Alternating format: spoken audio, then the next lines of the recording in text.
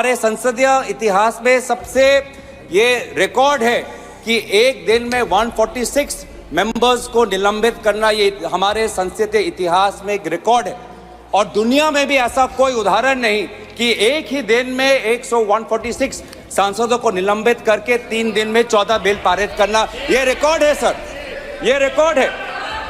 तो इसीलिए सर एक महिला सांसद को भी निष्कासित किया गया। तो ये पूरे जो संसदीय जो मर्यादा है सर, बार बार हम देख रहे हैं सर। एक मिनट आप भी चुप रहो।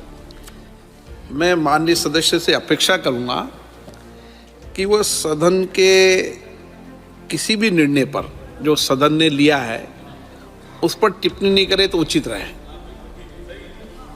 बोले आप, कोई दिक्कत नहीं। सर 2014 के बाद हम इस सदन को लोकतंत्र का मंदिर के तरीके से लोकतंत्र का मंदिर कहकर हम इस सदन को सम्मानित करते हैं।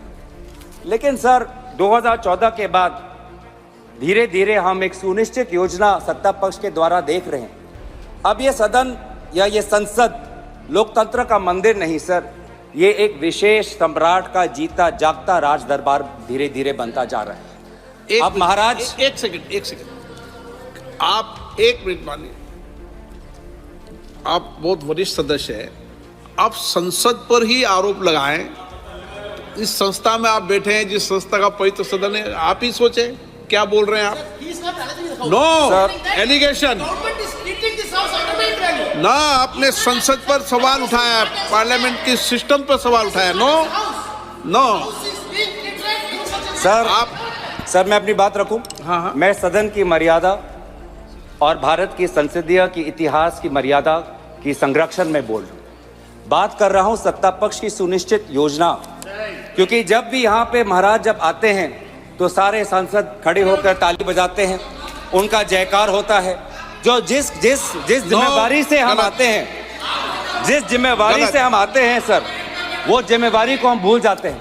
और महाराज भी आते हैं, कुछ क्षण बैठते हैं और फिर वो चले जाते हैं, विदाई देते हैं और एक भी सवाल का उत्तर नहीं देते।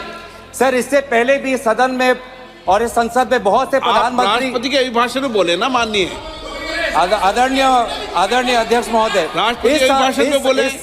इस संसद की बात कर रहे हैं, संसद में बोले, संसद के इतिहास की बात कर रहे हैं सर। इस संसद के इतिहास में बहुत से प्रधानमंत्री आए हैं, सभी प्रधानमंत्री ने अपने अपने कर्तव्यों का पालन करते हुए प्रश्नों का उत्तर दिया। लेकिन हमने शायद पहली बार हमने एक महाराज को देखा जिसने 5 साल में किसी भी विभाग का प्रश्न का उत्तर नहीं दिया। गलत सर, ये ख्वाहिश हो सकती है सर, ये उनकी व्यक्तिगत ख्वाहिश हो सकती है कि भारत की लोकतंत्र को राजतंत्र में परिवर्तित कर दे।